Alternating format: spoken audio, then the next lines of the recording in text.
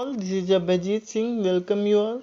Students, today we will read chapter 4 of Hindi language, जिसका शीर्षक है मूर्ख किसान। ये एक कहानी है। चलिए इस कहानी को स्टार्ट करते हैं। स्टार्ट करने से पहले थोड़ा सा यहाँ पे संक्षेप में दिया हुआ है कुछ, इसको पढ़ लेते हैं। इस दुनिया में हमें मूर्ख व्यक्तियों की कहानियाँ पढ़ने व सुनने को मिलती हैं। प्रस्तुत कहानी भी एक ऐसे ही मूर्ख व्यक्ति की है। मतलब समझ रहे हैं आप कि बहुत सारे मूर्ख पड़े हुए हैं इस संसार में, तो ये भी एक स्टोरी एक किसी मूर्ख व्यक्ति की है। चलिए स्टार्ट करते हैं। नाना एक मूर्ख किसान था। एक दिन उसे भोजन पकाने के लिए कुछ ईंधन की आवश्यकता हुई। वह अपने गधे पर चढ़कर जंगल में गया और वहां वह एक पेड़ पर चढ़कर उसी शाखा को कुल्हाड़ी से काटने लगा जिस पर वह बैठा था। वृक्ष के नीचे उसका गधा खड़ा था। समझ रहे हैं कि एक बार एक किसान था, उसे घर में लकड़ियों की ज़रूरत थी, तो वो क्या किया कि जंगल में निकल गया लकड़ी काटने और वह पेड़ पर चढ़ गया और उसी डाली को काटने लगा जिस पे वो बैठा था। अब यहाँ पे देख सकते हैं साफ कि यहाँ बैठा हुआ है, इसको काट रहा है। अब ये काटेगा अगर ये इसे, तो फिर क्या होगा। उसी समय घोड़े पर सवार एक परदेसी वहां पहुंचा। उसने नाना से पूछा, क्या तुमने पहले कभी लकड़ी काटी है? उत्तर में नाना ने कहा, मैं तो सारा जीवन यही काम करता आया हूँ। इस पर परदेसी ने कहा, ऐसा तो मालूम नहीं पड़ता, क्योंकि शाखा कट जाने के बाद तुम शाखा के नीचे गिर पड़ोगे। अब देखिए क्या हुआ। तभी उसी रास्ते से एक व्यक्ति जा रहा था। कोई राही था घोड़े पे, तो उसने देखा कि अरे ये आदमी क्या कर रहा है। तो इसने पूछा इससे कि क्या इससे पहले कभी लकड़ी काटे हो? तो अब ये नाना जो है बोलता है कि अरे मैं तो यही काम करता ही हूँ, यही सब करता हूँ।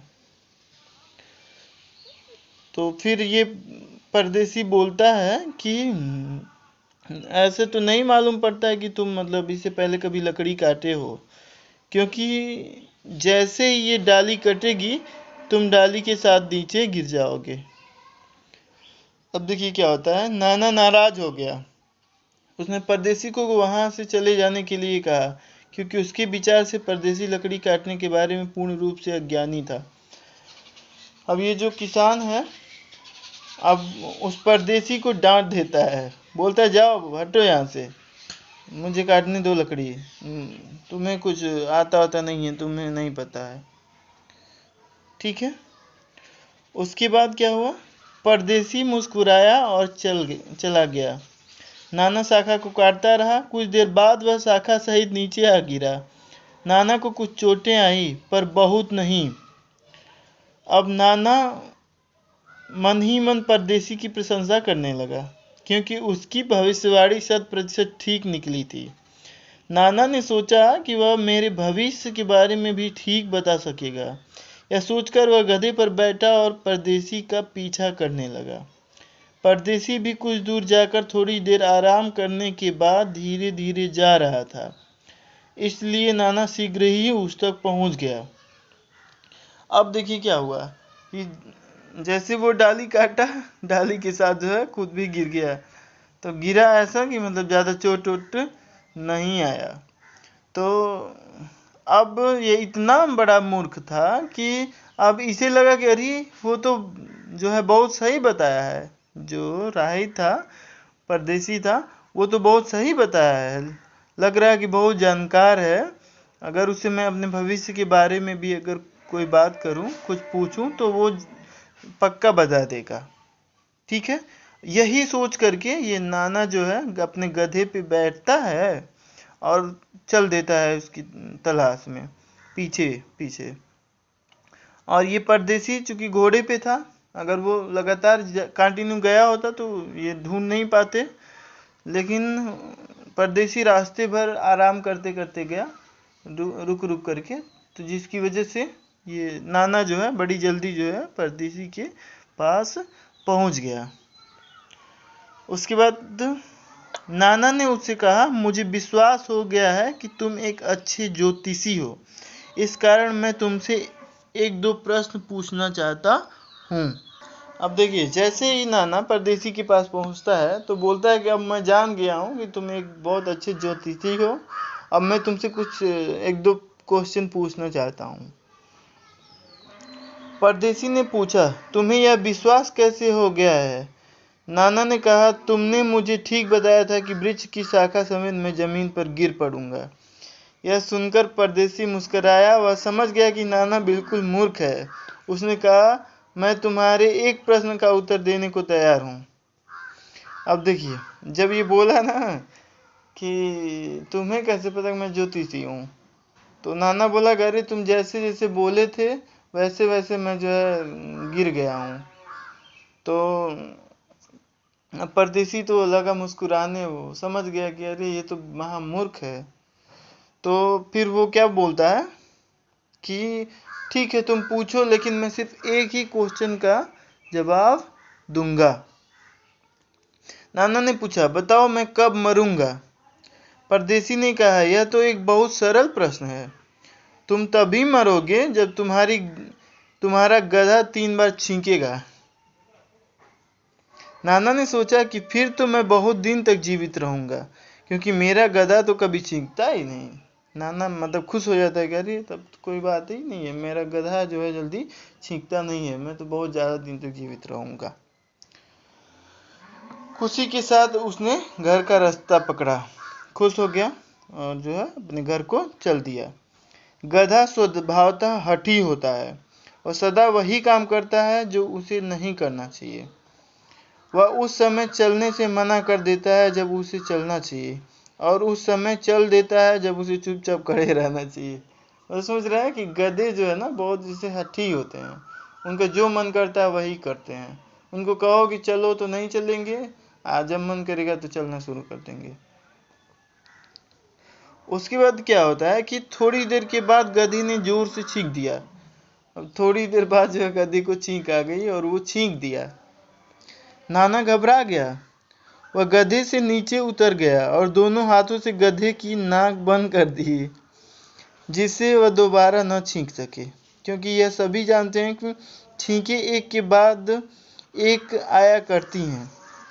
अब उसने गधे की सवारी नहीं की, बल्कि उसके साथ साथ चलने लगा, जिससे कि वह दोबारा न छींक सके। वह एकदम जो है डर गया।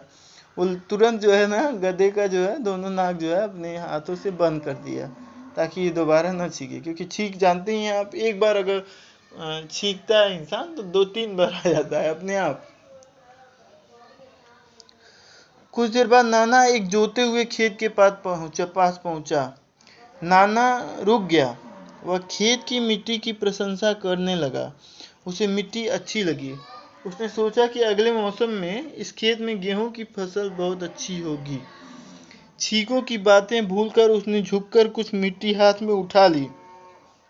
उसी समय गधे ने दोबारा छींक दिया। अब वो एक जोते हुए खेत के पास पहुंचा। उसे जो है किसान है तो जानते ही हैं, उन्हें बहुत अच्छा लगता है खेत हो। तो वो खेत को देखा तो बहुत खुश हुआ। सोचा कि अरे यार इस बार इसमें जो है बहुत अच्छी फसल होगी। तब तक जो है गधा उसका छींक दिया दूसरी बार। हताश होकर नाना ने अपनी टोपी उतारकर गधे के नाखूनों में ठूस दी। वह रोकर कहने लगा कि यदि गधे ने तीसरी बार छींक दिया तो मेरी मृत्यु अवश्य हो जाएगी। उसे अब विश्वास हो चुका था कि परदेसी कोई जादूगर था, जिसने न केवल मेरी आने वाली मृत्यु की बात बताई, बल्कि वह अब गधे से छिकवा भी रहा है। ऐसा करने के लिए उसने गधे पर कोई जादू कर दिया है। अब देखिए, ये इतना महामूर्ख है कि वो इसी यह पूरा विश्वास हो गया कि अब ये मर ही जाएगा। और तुरंत जो है गधा जैसे दूसरी बार छींका, तुरंत जो है उसके नाक में जो है अपनी टोपी निकाल के ठूस दिया। अब उसे ये भी लग रहा था कि परदेसी जो है जो सही बताया है कि जो है उसने बताया ही नहीं, बल्कि वो जो है अब गधे से छिकवा भी रहा है, और उसने जादू कर दिया है कोई ना कोई गधे पर, इसीलिए छींक रहा है।